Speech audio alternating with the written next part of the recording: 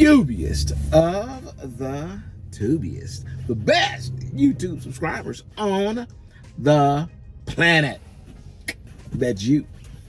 And I'm 50 plus, Mr. Chris. You almost done, huh? Almost out the door. I wanna talk to you about how you got in the door. Nathan sent me a message through one of our videos, and he was curious about some of the processes that you had to go through to get here, namely the driving part of it during the hiring process. But why don't we start from the beginning, and I'll let you explain, talk about your experience, okay? Okay. So you eventually spoke with a recruiter, Sure. and then she got you to Tulsa. Right? Yeah, she got me all set up, plane ticket and everything to Tulsa. Right. Once I got there to Tulsa, the first thing they do is send you for your hair follicle, your drug test. That's the following Monday that you get there. Yeah. You normally gonna get there on a Saturday or a Sunday. So that Monday, get ready. You're going to take your drug test, your DOT, your physical, all of that out of the way. Then after that, that's when you actually start your orientation, and you get to meet some of the orientation students and teachers and stuff like that. And they move you. First week is pretty fast paced, so you have to be able to keep up and understand what they're teaching you during that first week, because you're gonna need it for the second week. That second week kick in. It's pretty much scrapping, tarping, and securing all week long. While you're there, you're gonna also do driving test in the first week. The driving test is to basically see if you can control the vehicle, follow the instructions that they're giving to you. If you can follow the instructions that they're giving to you, you won't have a problem with the road test, And second week, you're gonna have to do another test. It goes into your backing. You have to do the backings the way that they ask you to do them, right, not the way that you want to do them, right? Because that's a good way to get sent home.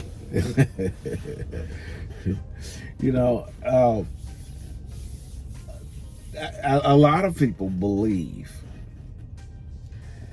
that backing is a nightmare. It's a difficult thing, and to those, I want to say, anything brand new could be different. Doesn't necessarily mean it's going to be difficult. It's just different. The first time you rode a bicycle, you may have scratched your knee, but that doesn't mean that riding a bicycle is difficult. Okay, you just have to learn how to do it, and it's just something that you don't know how to do. And a lot of people like to plump shit up. They like to say, I can bag. I'll put it in there. I'll throw it in there, because it's a brag to them to put themselves on a pedestal. And they feed off of that because they believe that you believe backing is so difficult. And it's pumped into your head. And then when you go to CDL school, it's back and it's gonna get you right, the backing monster. Yeah. And a lot of these guys act like they a drill sergeant or something, trying to get you to learn how to back. Back the truck in, blah blah blah blah blah. You know what? These guys actually lack the skills that it takes to teach somebody something. That's why they make it seem so damn hard, but it's not. As long as you learn the basic concepts, right?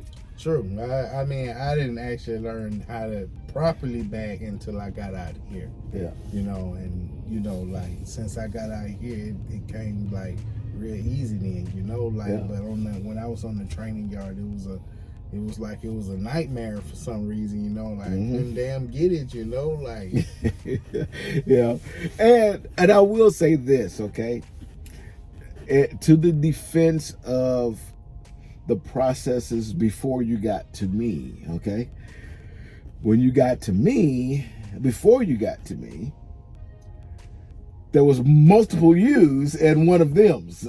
You see? Okay. All right? And so they can't give you what the one-on-one thing that I can give you. Okay? So it's just you and I. Okay? And very quickly I will assess how you gather and retain information. Okay? I pay attention to who you are, and then cater your mentoring phase to you so that you get the best out of it. Okay? Everybody don't learn the same way. True. You know? And then it all of a sudden, you know, you was like, wait a minute, I didn't know that I could just do that. You know? Yeah. Just do it like that. Next thing you know, bam, done. That's how it pretty much worked. You know? So that being said, once you get through your CDL school and you show up to an orientation, it isn't the goal of the trainers, instructors, I'm sorry, on the yard to actually fail you. That's not what they want to do, okay? So don't believe that you have to come an expert backer before you get here, or that you're going to trip up in this ridiculous way and get sent home without some sort of trial and error type of situation. Basically what I'm saying is, maybe you're struggling with the back, and they're going to do something for you to help you become a better concept backer. Okay, doesn't mean that you're gonna leave there and you're gonna be perfect. No, but they need you to be at least a basic type of level before you get on this truck. Okay, if they apply those tactics and still you can't get it, well, this ain't for everybody. There you go. It definitely ain't ones. It ain't for them guys who leave day 2. Them guys who ain't done with this, or whatever. If you're not done with that long time ago, maybe you stay at the house. Stay at the house. They're gonna take they're gonna find some hair on you. Okay? They got to scrape your back. I don't know what they're gonna do to find it. Pull your drawer down, scrape your ass. They're gonna get some hair from somewhere. And then they're gonna find out that you just finished, coming down off the Gunji High. And they're gonna send you home. Jay, that's just how that works. You do listen to me. Listen to me. You do not want to fail a DOT physical, okay? You do not want to fail, not the physical, but the drug test, okay?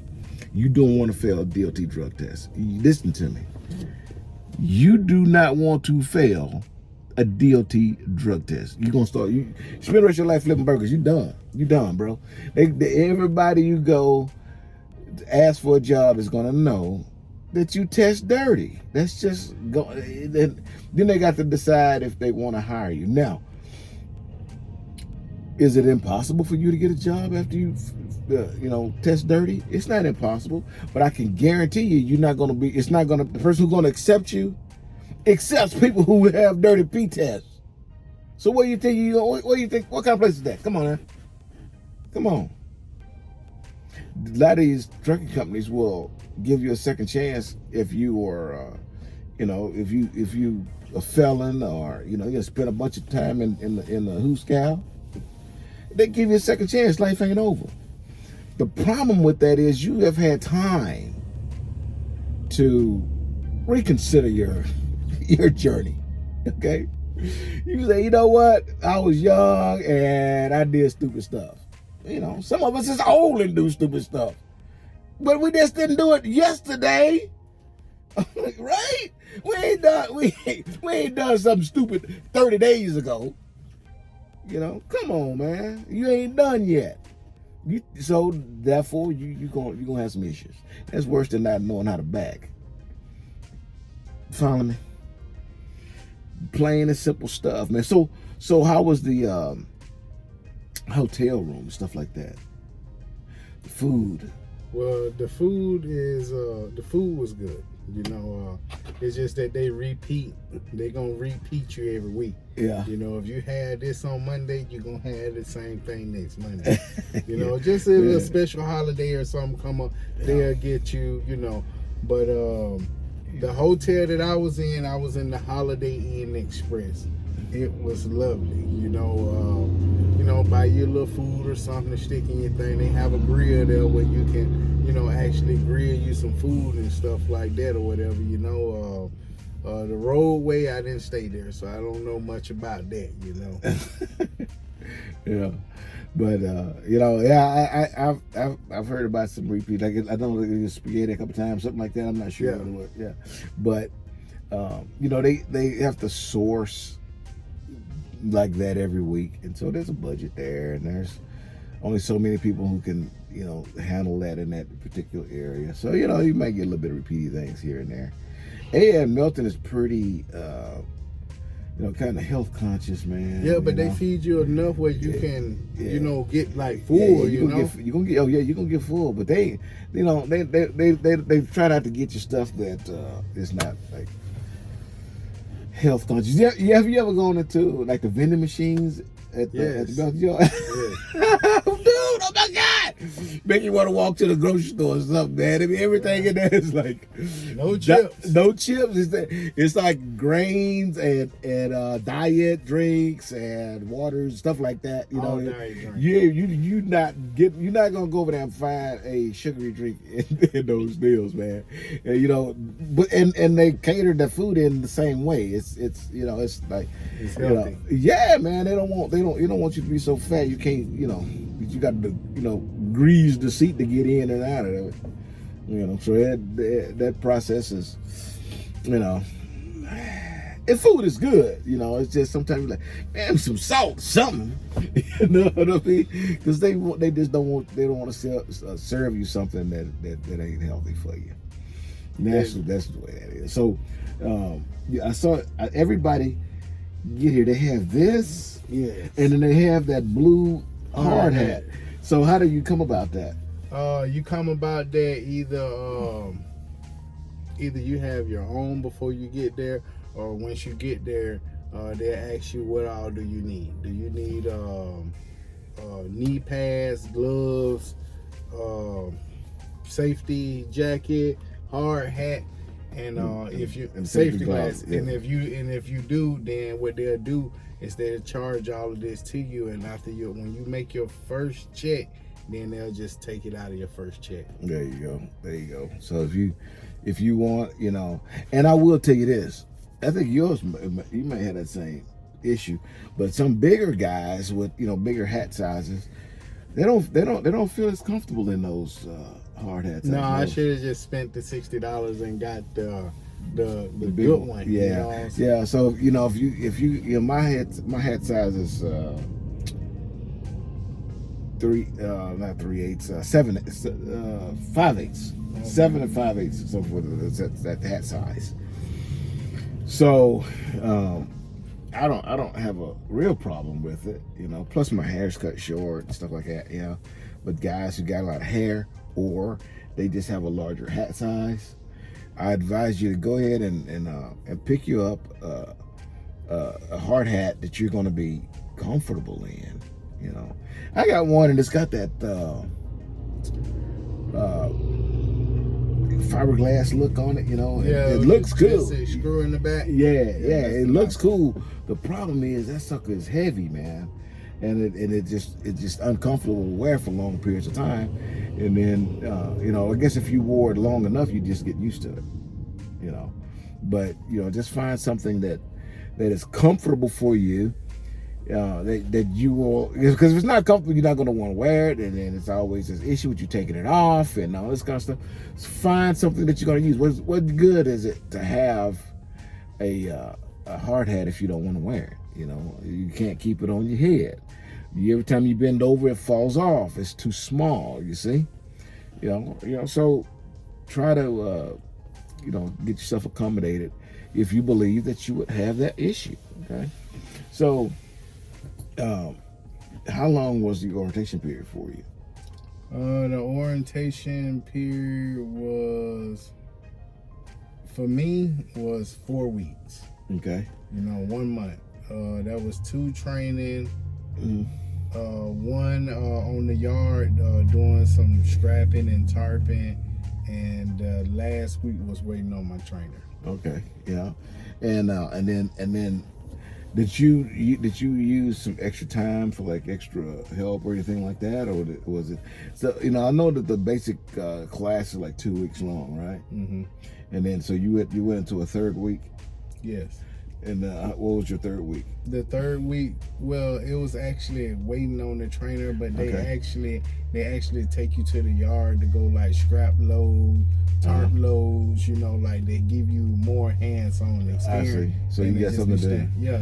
That's a good thing. It's a good thing, because how many tarps you done with me? No. That's it. That's it.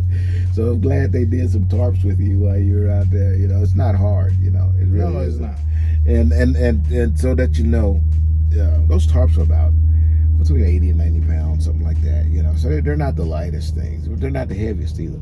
But it's going to be a rare occasion that you actually have to pick that tarp up and set it on top of the load, because the forklift driver normally does that for you. You just open your tarp box, roll them out onto the ground there, and then he'll come in and he'll pick the tarps up and set it on top of the load. So you're rarely going to have to pick that tarp up over your head or anything like that.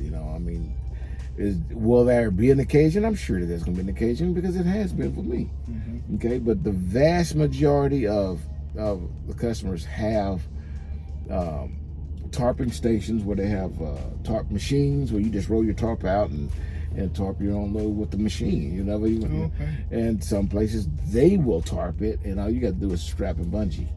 You see, and but just about all of them will set the tarps on top of the load if you need to get up there. If you have to climb up there and kick them out, so it's pretty simple processes, man. Okay. Shouldn't have any problems with that, and if between today and tomorrow we don't get a tarp load, that means you would have completed your training with me without a tarp load. So, but no, obviously you can always call me if you have any questions on it or anything like that. So, during the orientation and the training process, all the way up to the point where you got on a trainer's truck, okay? Just think about that whole process. And if there's something that you wished had been done differently, what is that thing, and what would you do to make it better? That's concerning with me, or as in the whole general? Well, whatever it is, I'm hoping that it would be something that would benefit the next group that come through. If Melton could do something that would make life easier and better and more productive for the group that's coming behind you, what would that be? When we go and take the backing test for the second week, I feel like that should be like a more of an extended part, because it's like, hey, you got some folks that come right out of school and never backed in a truck or never backed in any type of vehicle, and you get out there and say, well, back this, and things don't work out that well, and hey, they gone that first day, instead of like getting like a second day for to see if they like pick it up or something, at least a 2-day or something like that, extended period, because they might have got the concept like right at the very end, and the second day they'll come in and do a hell of a lot better, like instead of, it's like that part I feel that is really rushed. Okay. You know, and in that part they should slow it down just a little bit for the guys that are coming through. That way they'll have a chance to really grasp what they're doing there, you know. Mm-hmm. Yeah, I definitely understand that, you know. And let me ask you, so let's say I had a little issues backing, okay, and I thought, and I could be wrong because you just went through it, but I thought some of the guys they'd sent some guys across the street to the school over there to do some extended training before they actually got sent home. Does that sound like anything that you're familiar with? No. Yeah. I was curious about that because I actually had a student that told me that they did that, and I just hadn't followed up. That was the only time that I can think is like that's after you done made it through the orientation part. Okay. Like once they say, "Hey, good job, you now Melton employee." Okay. Then that. All right.